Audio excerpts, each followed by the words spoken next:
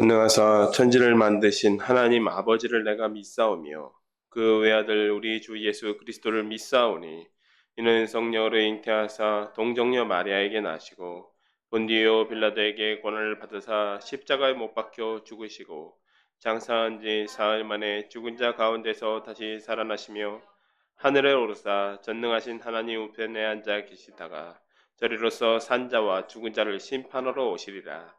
성령을 믿사오며 거룩한 공회와 성도와 교통하는 것과 죄를 사하여 주시는 것과 몸이 다시 사는 것과 영원히 사는 것을 믿사옵나이다. 아멘. 함께 337장 찬송하시겠습니다. 337장입니다.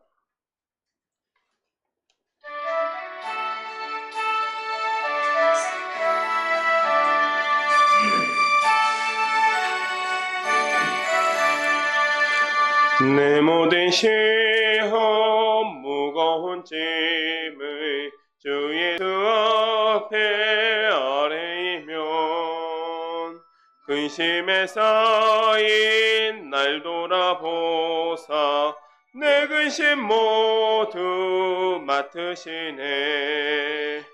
무거운 짐을 나 홀로 짚고 견디다 못해 쓰러질 때 불쌍히 여겨 구원해 줄이 은혜의 주님 오직 예수.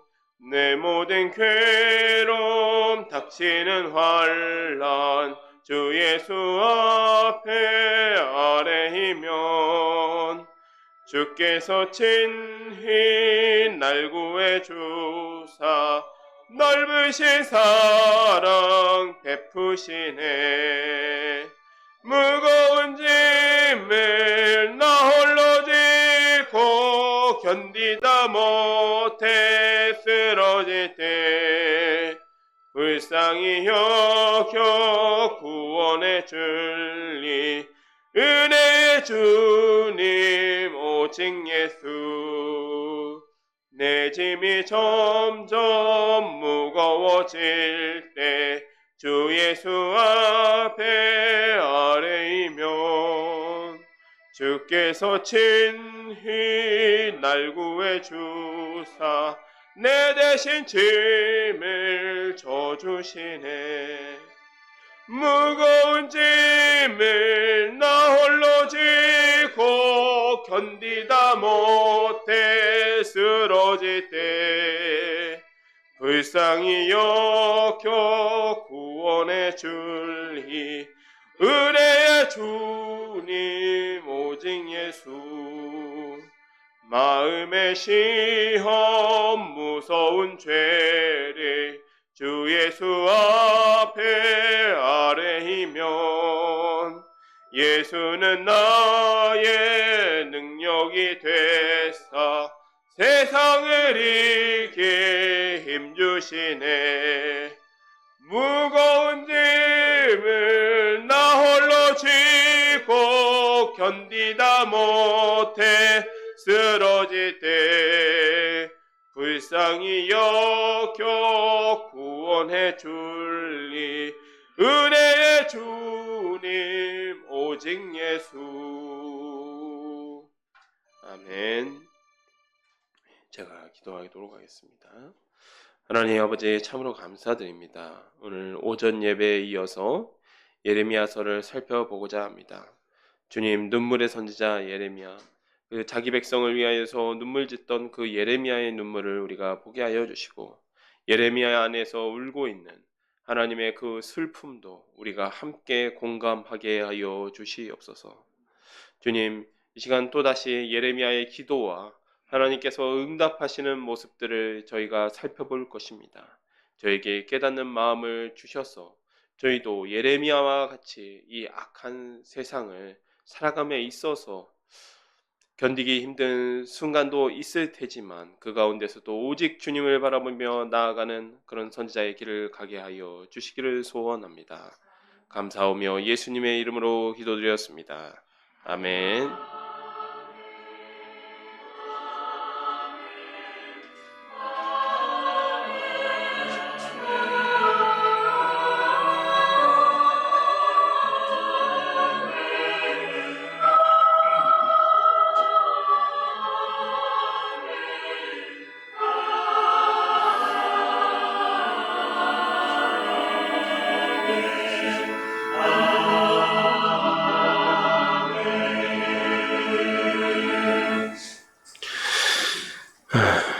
이 시간 우리에게 주신 하나님의 말씀은 예레미야 14장 15절부터 14장 15절부터 18절 말씀입니다.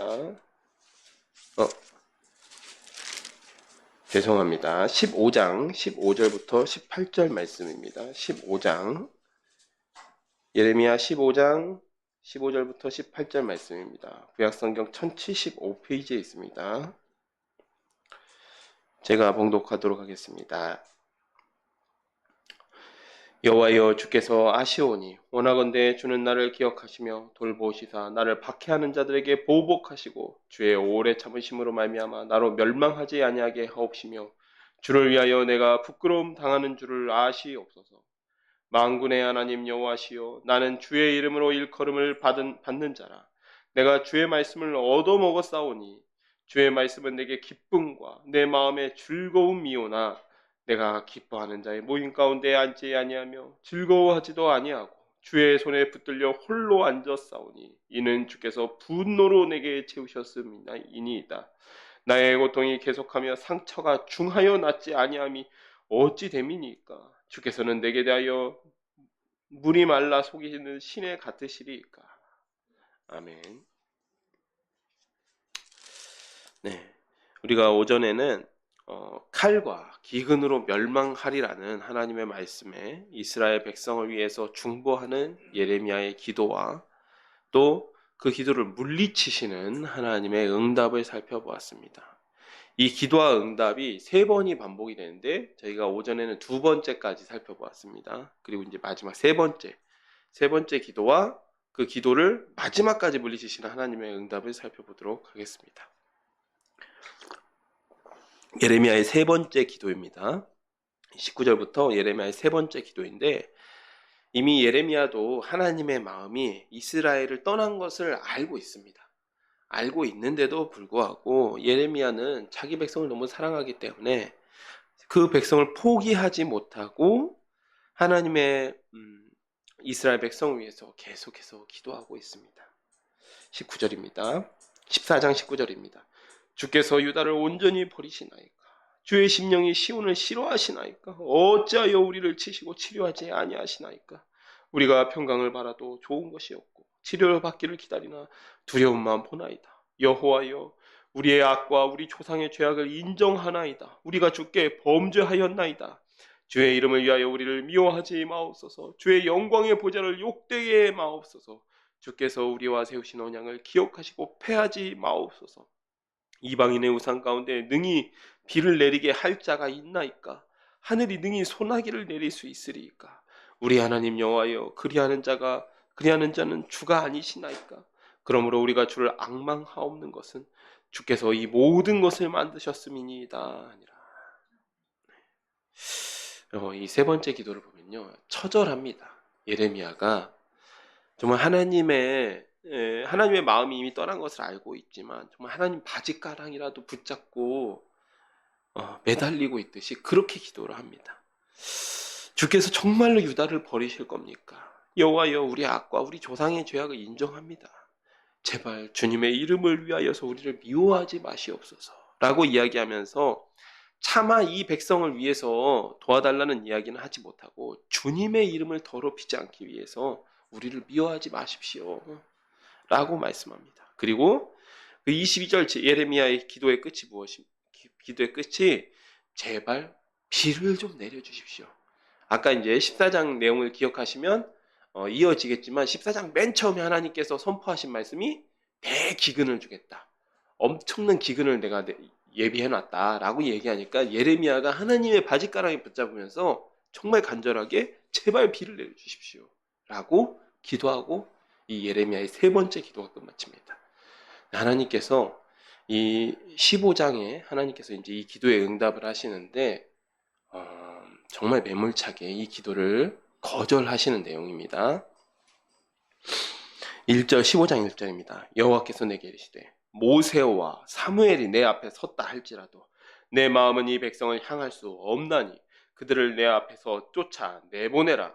그들이 만일 내게 말하기를 우리가 어디로 나아가리오 하거든 너는 그들에게 이르기를 여호와께서 이와 같이 말씀하시니라. 죽을 자는 죽음으로 나아가고 칼을 받을 자는 칼로 나아가고 기근을 당할 자는 기근으로 나아가고 포로될 자는 포로됨으로 나아갈지니라 하셨다 하라. 여호와의 말씀이니라. 내가 그들을 네 가지로 벌하리니 곧 죽이는 칼과 찢는 개와 삼켜 멸하는 공중의 새와 땅의 짐승으로 할 것이며 유다 왕 히스기야의 아들 므낫세가 예루살렘에 행한 것으로 말미암아 내가 그들을 세계 여러 민족 가운데 흩으리라. 예루살렘아 너를 불쌍히 여길 자 누구며 너를 위해 울 자 누구며 돌이켜 내 평안을 물을 자 누구냐. 여호와께서 이르시되 내가 나를 버렸고 내게서 물러갔으므로 내게로 내 손을 펴서 너를 멸하였노니 이는 내가 뜻을 돌이키기에 지쳤음이로다. 내가 그들을 그 땅의 여러 성문의 키로 까불러 그 자식들을 끊어서 내 백성을 멸하였나니 이는 그들이 자기들의 길에서 돌이키지 아니하였음이라. 그들의 과부가 내 앞에서 바다 모래보다 더 많아졌느니라. 내가 대낮에 파멸시킬 자를 그들에게로 데려다가 그들과 청년들의 어미를 쳐서 놀람과 두려움을 그들에게 갑자기 닥치게 하였으며 일곱을 낳은 여인에게는 쇠약하여 기절하게 하며 아직도 대낮에 그의 해가 떨어져서 그에게 수치와 근심을 당하게 하였느니라. 그 남은 자는 그들의 대적의 칼에 붙이리라. 여호와의 말씀이니라. 1절에 하나님께서 지금 예레미야야 너가 지금 아니라 모세와 사무엘이 지금 내 앞에서 엎드렸다 할지라도 내가 절대로 그 기도를 들어주지 않겠다라고 말씀하십니다. 아예 선언하신 거죠. 못 박아서 선언하신 겁니다. 이 이스라엘 역사를 돌아보면 모세와 사무엘뿐만 아니라 여러 의인들이 이스라엘의 위기의 순간마다 또 이스라엘 백성이 범죄했을 때마다 이스라엘을 위해서 기도했습니다. 그러나 2절 이제는 하나님이 말씀하시는 바는 자기에게 합당한 벌 받을 자리로 그냥 다 나가버려라 이 얘기죠. 그래서 죽을 자는 죽음으로 나아가고 포로 받을 자는 포로 잡혀갈 자는 포로 잡혀갈 자로 나아가라는데 그나마 소망이 있는 자들이 바벨론의 포로로 잡혀가는 이들입니다. 아까도 조금 전에 여호야긴 왕이 잡혀갈 것이다 라고 예언했는데 그때 여호야긴 왕은 아니었지만 함께 잡혀갔던 자들 중에 에스겔 선지자가 있었죠. 그처럼 잡혀가는 자들이 그나마 소망이 있는 자들입니다. 또 3절 하나님께서 이 백성을 네 가지로 멸하시겠다라고 얘기했는데 먼저 사람을 칼로 죽이고 죽임 당한 시체는 개가 와서 찢고 새들이 와서 시체를 먹고 마지막으로 짐승들이 와서 시체조차 남기지 못하고 죽으리라 라고 선포하시는 것이죠. 이렇게 끔찍하게 멸망하는 이유는 4절 므낫세가 예루살렘에 행한 죄로 말미암음이라. 므낫세가 죽은 지 지금 아무리 짧게 잡아도 30년이 넘었습니다. 여호야김 왕이 등극할 때부터로 잡아도 30년이 넘었는데 여전히 하나님의 진노가 풀리지 않았죠. 어쩌면 이게 가정의 의미가 없지만 요시야 왕의 그 마음과 그 개혁을 그 후대에 그 아들들도 이어서 계속해서 이어갔다면 어쩌면 하나님의 분노가 조금은 풀리셨을지도 모릅니다. 하지만 곧바로 이어서 왕이 된 여호야김이 므낫세의 모든 우상들을 다 되돌리는 것을 우리가 또 전에 보지 않았습니까? 그러니까 이 므낫세의 죄악을 절대 용서하지 않겠다라고 말씀하시는 것이죠. 네. 자, 그리고 6절의 말씀은 1절과 대응되는 말씀입니다. 6절에 내가 뜻을 돌이키기에 지쳤다. 이미 모세 때부터 시작해서 출애굽할 때 1450년 출애굽 시절에 모세 때부터 시작해서 모세 광야에서도 하나님께서 여러 차례 이스라엘 백성을 멸하고자 하셨죠. 하지만 그때마다 모세가 엎드리면 하나님께서 뜻을 돌이키시고 또 중간에 또 여러 번 이스라엘 백성이 하나님 앞에 범죄하였을 때 사무엘이 엎드리고 그랬을 때마다 하나님께서 그 뜻을 돌이키셨는데 이제는 하나님도 뜻을 돌이키시기에 지쳤다라고 말씀하십니다. 자, 그리고 7절 이하의 내용은 모든 어미의 자식들을 죽이겠다 이 말씀이죠. 예루살렘의 모든 사람을 이야기하는 겁니다. 누구도 하나님의 심판을 피할 수 없다고 이야기합니다. 자, 그러자 다시 예레미야의 기도와 하나님의 응답, 예레미야가 하나님이 주고받는 내용이죠. 이 주고받는 내용이 나오는데, 그러나 이 10절 이하의 내용이 조금 다른 것은 뭐냐면, 이 전까지는 예레미야가 누구를 위해서 기도했죠? 자기 백성, 이스라엘 백성을 위해서 기도했습니다. 그러니까 중보 기도라고 할 수 있죠. 중보 기도 혹은 도고 기도라고 이야기할 수 있는데, 이 10절부터는 예레미야가 자신의 신세를 한탄하면서 기도합니다. 왜냐하면 하나님께서 전하라고 하신 이 말씀의 내용이 보통의 내용이 아니죠. 예레미야도 이 말씀을 전하기가 참 괴로운 겁니다. 안 전할 수는 없고 전하기가 괴롭기 때문에 이런 것들에 자신의 고통을 토로하는 내용들을 기도하고 있습니다. 10절에서 14절 먼저 살펴보겠습니다. 내게 재앙이로다. 나의 어머니여, 어머니께서 나를 온 세계에 다투는 자와 싸우는 자를 만날 자로 낳으셨도다. 내가 꾸어주지도 아니하였고 사람이 내게 꾸이지도 아니하였건만은 다 나를 저주하는도다. 이렇게 예레미야가 기도하니까 하나님께서 여호와께서 이르시되 내가 진실로 너를 강하게 할 것이요 너에게 복을 받게 할 것이며 내가 진실로 내 원수로 재앙과 환난의 때에 내게 간구하게 하리라. 누가 능히 철 곧 북방의 철과 놋을 꺾으리요 그러나 내 모든 죄로 말미암아 내 국경 안의 모든 재산과 보물로 값없이 탈취를 당하게 할 것이며 내 원수와 함께 내가 알지 못하는 땅에 이르게 하리니 이는 나의 진노의 맹렬한 불이 너를 사르려 함이라. 자, 지금 이 내용이 세 토막으로 구별되어 있습니다. 10절이 예레미야의 기도이고 11절이 그 기도에 대한 응답이고 12절부터 14절은 다시 하나님께서 예레미야에게 이렇게 예언하라라고 말씀하시는 내용입니다. 자, 여러분 한번 생각을 해보십시오. 방금 전에 자식을 7 낳고 7 낳은 부인에게 이야기하는 내용이 있었죠. 그런데 여기 9절을 보면 7을 낳은 여인에게 이렇게 나와 있는데 여러분 자식을 7을 낳았습니다. 그리고 그 자식 농사 잘 지었다고 칭찬받는 부인이 있다 합시다. 그런데 예레미야에게 내려진 사명은 하나님께서 예레미야에게 하시는 말씀은 너 그 자식 7 낳아서 칭찬이 자자한 부인에게 가서 당신 자식 7이 다 죽을 거요 라고 예언하라는 겁니다. 아니면 밀 보리를 심고 지금 추수 때만 기다리고 있는 농부에게 가서 하나님께서 비를 주시지 않아서 당신 농사 다 망칠 거다 라고 예언하라고 한다고 생각해 봅시다. 이것이 예레미야의 사명입니다. 이렇게 이야기하는 것이. 아무리 선지자라고 누가 이 말씀을 전하겠습니까? 누가 감히 이 말씀을 전하겠습니까? 그러니 예레미야가 한탄하는 겁니다. 내게 재앙이로다. 어머니께서 나를 온 세상과 다투는 자로 낳으셨도다.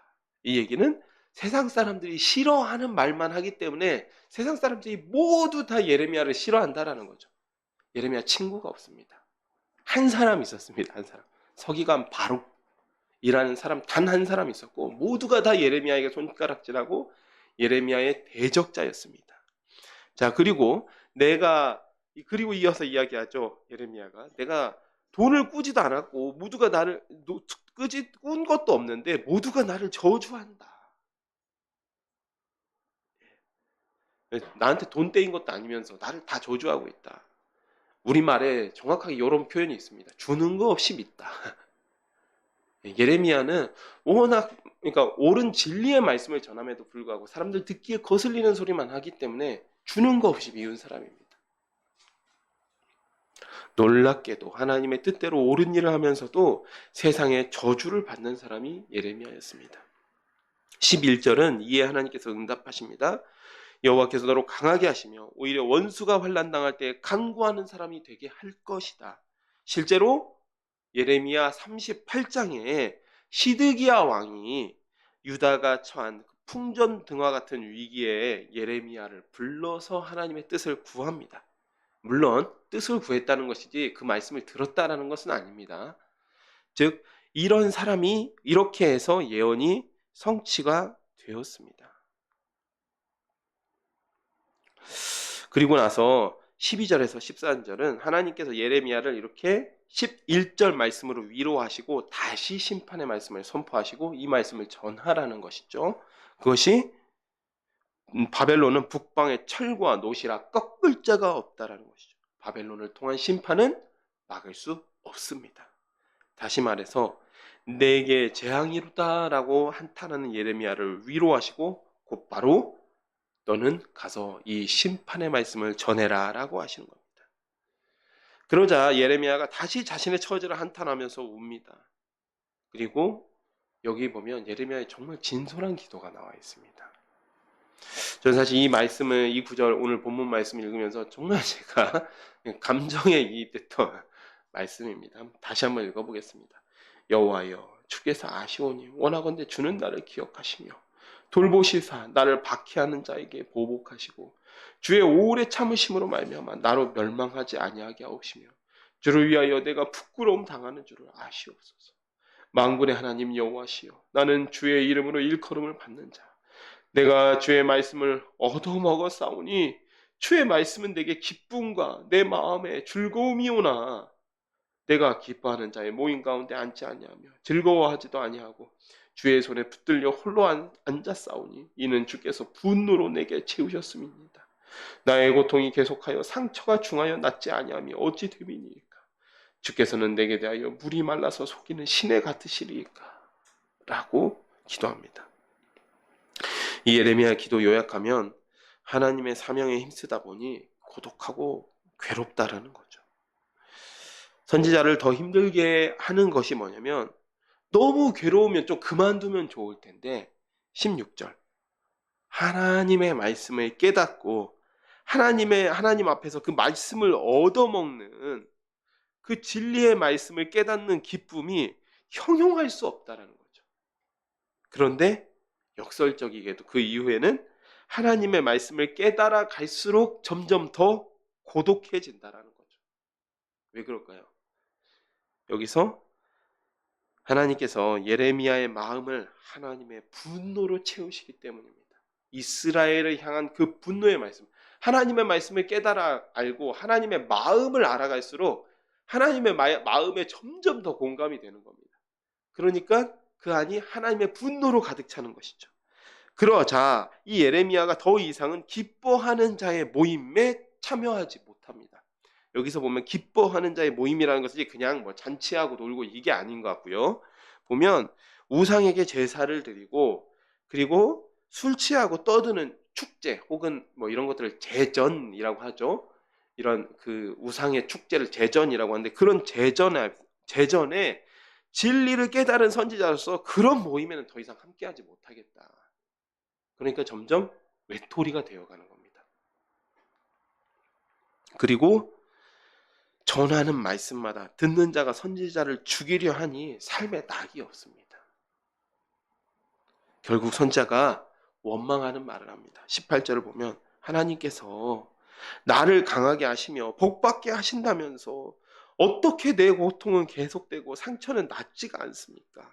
생명의 샘이신 주님께서 왜 내게 대하여서는 물이 말라 속이는 시내 같습니까? 제 지금 있는 그대로 읽어드린 겁니다. 예레미야가 이런 기도를 드렸습니다. 주님 구원해 주신다면서 저를 세워주신다면서 왜 저를 이렇게 고독 가운데 내버려 두십니까? 라고 원망하는 것이죠. 그러나 이게 겉으로는 원망의 내용이지만 표현 자체는 원망 같지만 이 원망의 깊은 내면은 하나님의 도우심을 간절히 원하는 주의 종의 기도인 것입니다. 그러자 하나님께서 이렇게 응답하십니다. 19절입니다. 여호와께서 이와 같이 말씀하시되 내가 만일 돌아오면 내가 너를 다시 이끌어 내 앞에 세울 것이며 내가 만일 헛된 것을 버리고 귀한 것을 말한다면 너는 나의 입이 될 것이라. 그들은 내게로 돌아오려니와 너는 그들에게로 돌아가지 말지니라. 내가 너로 이 백성 앞에 견고한 노성벽이 되게 하리니 그들이 너를 칠지라도 이기지 못할 것은 내가 너와 함께하여 너를 구하여 건짐이라. 여호와의 말씀이니라. 내가 너를 악한 자의 손에서 건지며 무서운 자의 손에서 구원하리라. 19절 내가 만일 돌아오면 이라고 이야기하고 계시죠. 이 구절을 보면 예레미야도 사람이죠. 사람이기 때문에 너무너무 외롭고 고통스럽다 보니까 여러 번 사실은 사명 앞에서 좀 절망하고 그만두려고 했던 것 같습니다. 그러니까 하나님께서 네가 만일 돌아오면 이렇게 이야기하시죠. 그리고 내가 너를 다시 이끌어 내 앞에 세울 것이며, 이것이 예레미야의 이름입니다. 예레미야, 하나님께서 여호와께서 세우신다. 여호와께서 이스라엘 백성의 마지막 파수꾼으로 세우신 이가 예레미야였습니다. 네가 다시 마음을 돌이켜서 절망 가운데서 다시 돌아오면 내가 네 이름대로 예레미야를 너를 세우겠다. 지쳐 포기하려는 예레미야에게 하나님은 내가 다시 힘을 내어 이 말씀을 전하면 내가 너를 세우고 구원하겠다라고 말씀하십니다. 이렇게 해서 14장과 15장의 말씀이 한 덩어리의 예언이 마무리가 됩니다. 사랑하는 샤론의 가족 여러분, 14장이 이스라엘 민족에 대한 예레미야 선지자의 중보의 기도, 그리고 그 기도를 거절하시는 이스라엘의 죄악으로 인하여 그 기도를 거절하시는 하나님의 응답이 기록되었다면, 15장은 선지자 예레미야의 인간적인 고뇌와 그 고통에 응답하시는 하나님의 응답이 소개되었습니다. 그 둘의 차이가 있죠. 예레미야가 자기 백성, 죄악을 돌이키지 않는 백성을 위하여서 기도할 때는 하나님께서 그 응답을 거절하셨지만, 예레미야가 자신의 고통을 한탄하며 하나님 앞에 간절히 간구했을 때는 하나님께서 응답하셨습니다. 예레미야의 인간적인 기도를 보면 다른 선지자들보다는 조금 다른 점을 느낄 수도 있습니다. 보통의 선지자들은 자기 이야기를 구구절절하게 소개하지는 않는 데 비해서 예레미야는 눈물로 자기 민족을 위해서 기도하고, 또 그 사역이 너무 고통스럽고 고독해서 홀로 눈물 지었던 선지자입니다. 또한 그가 겪는 고통과 고뇌는 악한 세대를 살아가며 진리의 말씀을 선포해야 하는 사명자의 고통과 고독입니다. 예레미야 같은 선지자에게도 그 사명이 너무 버거운 것이어서 늘상 눈물로 기도하며 밤을 지새우는 일이 일상다반사였습니다. 오죽하면 선지자가 하나님께 왜 내게 대하여는 물이 말라 속이는 시내 같습니까? 라고 기도했겠습니까? 사랑하는 여러분, 어쩌면 이 악한 시대를 살아가야 하는 우리도 예레미야와 같은 삶을 살아야 할지도 모릅니다. 악하고 음란한 세태에 물들지 않기 위해서는 고독의 시간을 겪어야 합니다. 누구도 듣지 않고 원하지도 않지만 들어야만 하는 진리의 말씀을 전하기 위해서는 우리 역시 고통을 곱씹어야 합니다. 우리가 감히 당연히 예레미야만은 못하겠지요. 그렇지만 이 악한 세대 가운데 평안하기만 하는 삶이란 것은 하나님께서 책망하실 수도 있는 일입니다. 사랑하는 샤론의 가족 여러분, 우리 모두가 진리를 위해 고독과 고통을 견디는 삶을 살기를 축복합니다. 이 시대에 그 고독과 고통마저도 하나님께 영광을 돌리는 모습으로 여기시는 여러분이 되시기를 소원하며 제가 기도하고 말씀을 맺도록 하겠습니다. 기도하겠습니다. 하나님 아버지, 참으로 감사드립니다. 오늘 이 시간, 오후의 시간에는 예레미야가 그 절망과 고통 가운데 하나님께 부르짖는 모습을 보게 됩니다. 하나님, 비록 예레미야가 충성된 선지자였지만 너무나도 고통스럽고 고독한 그 상황 가운데 하나님 앞에 그의 고독과 고통을 탄원하였습니다. 하나님, 그것이 어찌 예레미야만 그렇겠습니까? 하나님, 우리도 예레미야만은 못할지 모르지만 이 악한 세대를 살아가는 사명자로서 우리도 예레미야와 같은 삶을 살게 하여 주시옵소서. 주님, 하나님의 이름을 위하여 고독하게 되는 것을 기쁨으로 여기게 하시고, 하나님의 이름을 위하여 고통을 당하는 것을 영광으로 여기는 우리 샤론의 가족이 되게 하여 주시옵소서. 감사드리오며 예수님의 이름으로 기도드렸습니다. 아멘. 네, 이 시간 54장 함께 찬양하시고 주기도문으로 예배를 마치도록 하겠습니다.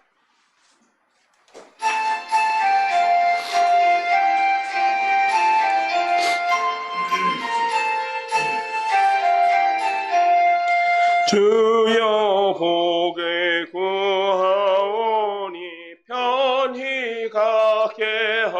하시고 사람마다 준혜로 이기도록 하시고 광야 같은 세상에서 항상 인도하소서. 주의 복된 말씀 듣고 무한 감사합니다. 구원받은 주의 성도 열매 맺게 하시며 하나님이 우리 함께 항상 계시옵소서. 아멘. 하늘에 계신 우리 아버지여, 이름이 거룩히 여김을 받으시오며 나라가 임하시오며 뜻이 하늘에서 이루어진 것 같이 땅에서도 이루어지이다. 오늘 우리에게 일용할 양식을 주시옵고 우리가 우리에게 죄 지은 자를 사하여 준 것 같이 우리 죄를 사하여 주시옵고 우리를 시험에 들게 하지 마시옵고 다만 악에서 구하시옵소서. 대개 나라와 권세와 영광이 아버지께 영원히 있사옵나이다. 아멘.